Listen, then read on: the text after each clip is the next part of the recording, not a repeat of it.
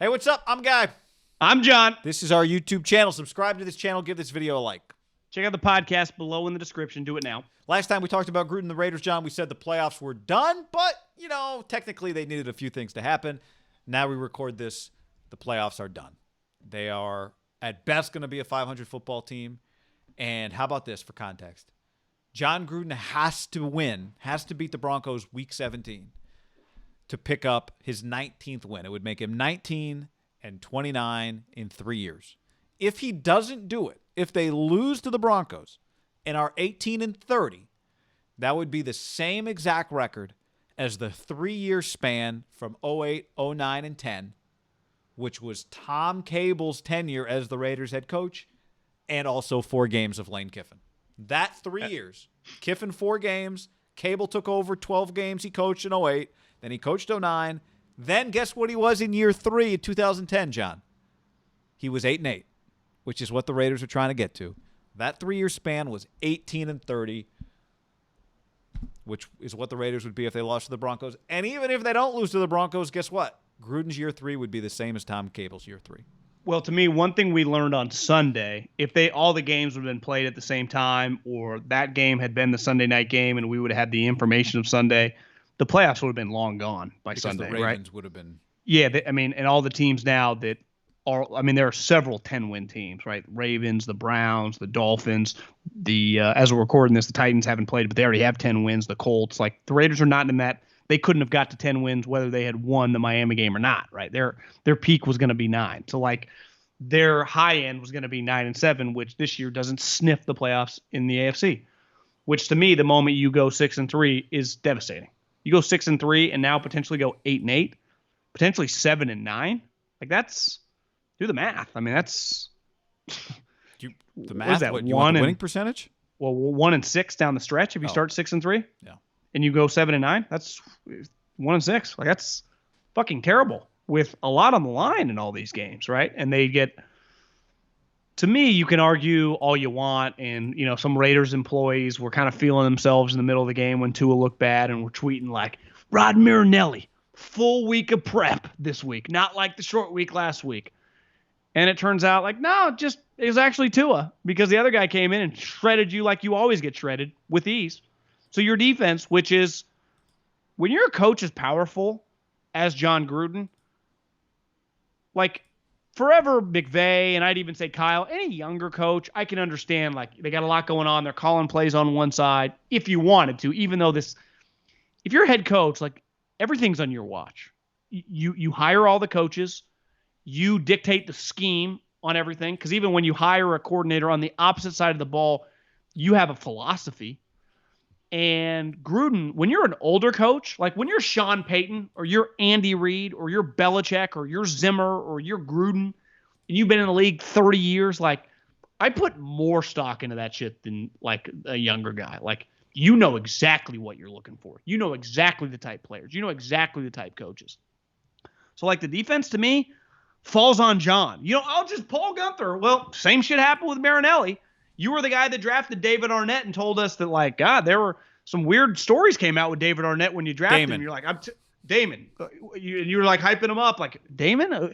Honestly, we were talking about all these other players at Ohio State. I feel remember when Arnett was drafted, he was not some premium guy at one of these programs. It was kind of whoa, it was kind of a shocker when he was drafted in this first round. And they told us, this guy's going to be a player, and he blows the fucking game. And when I think of guys from Ohio State and Clemson, for example, and college football is not the pros, but when I think Cleveland Farrell, when I think Mullins, the other corner from Clemson, when I think Arnett, when I think they're at their program, I feel like they were getting the best out of them. They listen. And when I see them with the Raiders, it feels like they don't know what to do. And you can just go, oh, Gruden's calling play. No, this is his baby. You get $100 million. It's all on you, buddy. Well, yeah, if you're a... Belichick takes shit for their offense sucking, right? Even though Josh is the play caller, and Josh calls all the plays. Belichick's probably earned a little more equity, right? He doesn't take... But I'm just saying, when their offense sucks, that's on Bill, yeah, right? And their personal... Bill gets flack for the fact when he drafts, the N'Keal Harry draft pick, that gets assigned to Belichick, right? Sony Michel over Nick Chubb, right? Whatever. Yeah. If you're a playoff team that you can get away for a little bit with your first-round picks not being impact players, right? This has happened with Belichick over the years. He's missed on firsts, but whatever. He's churning out division championships, making the playoffs every year. Harder to play when you're younger on good teams. The Raiders are weird because they're supposed to be a playoff team, but they don't make the playoffs. So if you're not making the playoffs, you're kind of a weird rebuilding team. But neither one of their first pick this year, I'm not going into 2021 going, well, you know what? You didn't win as many games as you thought, but at least, like, if you're the Cowboys, we both think they could change a coach. But one thing we know, their first-round pick is a stud. CeeDee Lamb is a star. I watch the Raiders, and I go, you had 2 first-round picks. You didn't make the playoffs. Both those guys were supposed to contribute. Henry Ruggs, I kind of think it's your fault you're not getting anything out of him. I kind of think it's your fault that he is 11th in catches among the first 11 receivers taken in the top 50. So where are we here? You're going to need a new defensive coordinator. I'm not sure, I don't know. I'm not convinced that you're like going to rebuild through the draft because I'm watching your personnel on defense. It's not great. Where is at least the sign that next year's going to be better? Well, Guy, are you going to, when the dust settles and the season ends, are you going to have the same exact record as the Chargers? 7-9. Are you going to have the same exact record as the Chargers? Because that's a possibility as we record this. I just think the hype, the money, we gave him the first year to throw away, right? He traded some guys, they're hitting the reset button. It was like, whatever. I get it. But last year, the moment you go 6-4, like, you're proving you can win these games. And then you lose them all. And it's like, okay, it's only his second year. Well, then this year, it's like, okay, it's his third fucking year. Every player on the roster is a handpicked guy. Then they go 6-3. You're like, you would have sounded like a complete hater if you're like, this team's not going to make the playoffs. Everyone and their mom was like, yeah, the Raiders are going to the playoffs. Because it was like they were good. They had 3 years of his guys. They had a vision. They crumbled, Guy. Crumbled.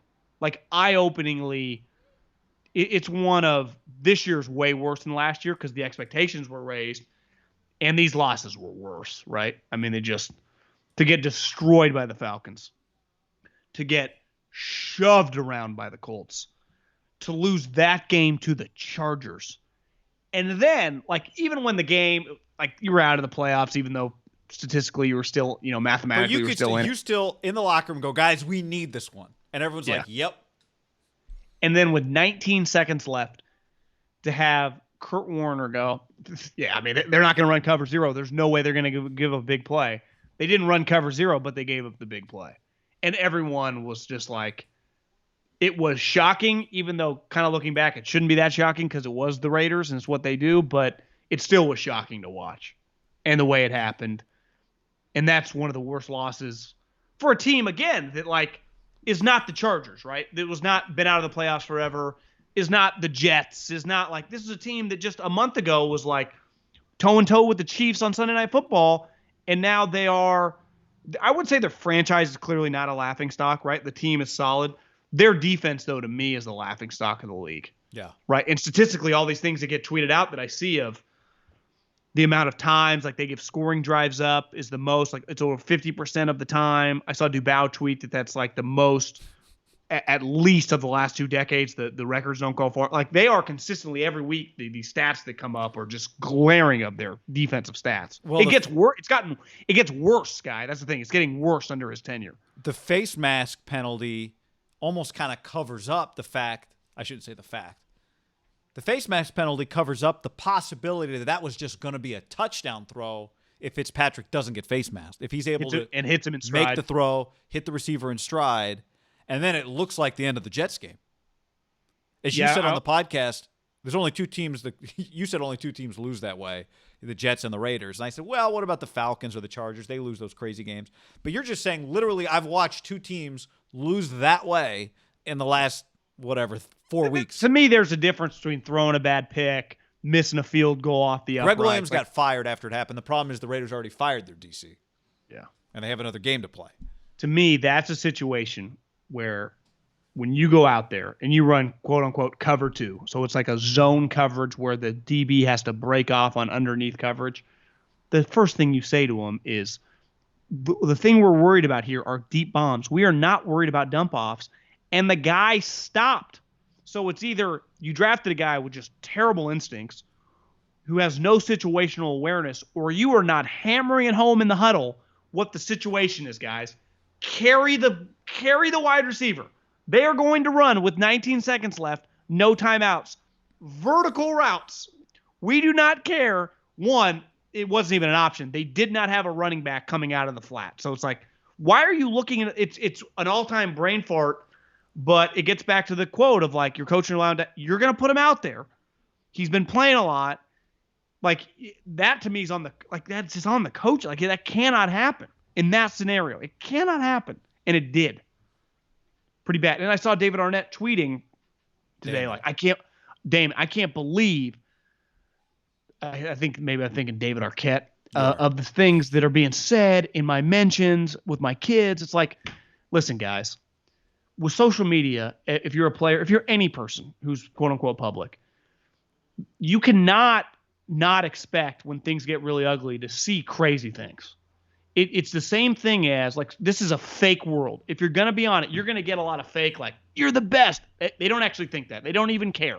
Just like when you fuck up a game, you're going to get fans saying mean ass shit. None of it means anything. Yes. But if you're on it, I see a lot of Josh Jacobs like, I can't believe they said I should have scored. I'm doing it. It's like, guys, get off fucking social media. If you're always going to get mad at these idiots saying things, good, but then you love the blowjobs that every guy gives you after your 4 touchdown games. Like, it doesn't work both ways. No, and it's you're there. If you want to find an opinion, it exists on social media. Yeah, I put zero validity to like, this guy said something. Totally. I give it none either. And everyone gets a pat on the back when they're like, these people are humans too. Yeah. We get it. This is, folks, Twitter's now, we've had the social media thing around for a while. It's been more than a decade. Like, can we not catch up here? That's not real life. That's not a story. It doesn't matter. It's irrelevant. It sucks to get those things directed at you. To me, I'll tell you what a story would be.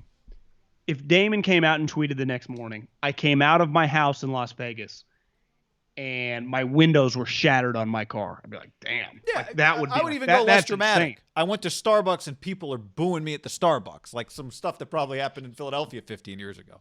Like, that's real life. Yeah. We don't get to count we don't get to count. But again, now we're talking about it. No, I know, but like Twitter is mad at Josh Jacobs for fucking with them with fantasy. Like, no, guys, this is all fake. This doesn't count. Yeah. No, don't you people know that fantasy, like, these are people with real life? Yes, the people tweeting at play. Here's the point: the people tweeting at players about the fantasy team, they're losers. But who cares? Or again, I kind of start siding with these people. I get it. Well, yeah, I don't. It doesn't matter. Like, people just think they're being people. A lot of times, people are trying to be funny, and it's offensive. But whatever. Anyway, the Miami Dolphins game at the end of the day symbolizes Gruden's tenure of just what could have been, but the end result is a disaster.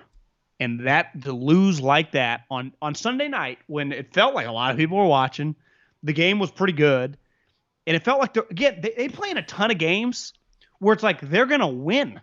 That's the last 2 years they went 7-9 last year. Let's say they go 7-9 again this year. I think the thing you're gonna come away with, you're gonna go, if we had a top 10 coach on this team, are we 10 wins the last 2 years? Like, are we one of the better teams in the AFC? Because I think you could look in the mirror and go, I don't think that's a crazy statement. Our offense is dominant, and our defense can't be any worse, and it feels like we have the worst coaching in the league. Like, our players aren't great. Like, I don't expect the 85 Bears, but could we just be 5 or 6 points better? Because we're allowing 30 or 31, the worst in the league. Could we just be 25 and just be solid and could we be 10-6? Sure. But again, I think part of this is not necessarily just 100% about how good you think the coaching is. Part of it is Jon Gruden's in charge of the personnel, too. And the draft decisions and the trades and it's all encompassing. That's where it all falls. And right now they're winning at a 38% clip. Say what you want. I mean, 1 year made it kind of an outlier. Del Rio was over 500 in 3 years. If you're going to look at all the teams, now we don't know all there's going to be a disappointing team in the AFC, but if you're let's say the Colts or the Browns, to me, if one of those teams misses at 10-6, it sucks, but you did go 10-6. You're like, fuck, we put it. I'd be hard pressed to find a more disappointing team than the Raiders. I think, yeah, it's disappointing in a very different way than like Dallas immediately looked like this is not good. This is not going to be what we thought it was going to be. It was pretty clear early. The expectations were out of place for them. Yeah. And that's why you and I both think they should change coaches. That changed by like when they were like 0-4, right? Yeah, I watched them. Remember, I've said this. I watched them week 1 and thought, I thought this was supposed to be like an offensive revolution. And then it got much better. And their quarterback on offense. broke his ankle. But they were disappointing before that. Yeah, they were. And he started putting up numbers, and they were losing games because their defense was terrible. The Raiders are going to get, now he went out in the Charger game, but they didn't lose the Charger game because their quarterback, the backup, played great. Yeah, I'm with you. They're going to miss the playoffs with 17 or 16 starts from Derek. That hurts, right? Yeah. And they were 6-3. And they were 6-3 with easy games on their schedule, in theory, right?